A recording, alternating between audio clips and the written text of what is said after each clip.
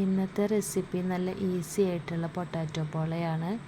അതിനുവേണ്ടി ഒരു potato slice ആക്കി എടുത്തിട്ടുണ്ട്.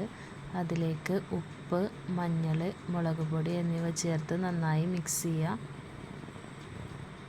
ഇനി ഒരു പാന് ചൂടാക്കി അതിലേക്ക് 1.5 ടേബിൾ സ്പൂൺ ഓയിൽ ഒഴിച്ച് പൊട്ടാറ്റോ അതിലേക്ക് ഇട്ട് കൊടുക്കാം. ഒരു ഭാഗം കുക്കായി വന്നു കഴിഞ്ഞാൽ മറിച്ചിട്ട് കൊടുത്തതിന് ശേഷം അതിലേക്ക് 3 കോഴിമുട്ട, ഉപ്പ്, സവാള, പച്ചമുളക് എന്നിവ ചേർത്ത് നന്നായി ഇളക്കി യോജിപ്പിച്ച് അതിലേക്ക് ഒഴിച്ചു കൊടുക്കാം. എന്നിട്ട് അടച്ചു വെച്ച് നന്നായി വേവിച്ചെടുക്കണം.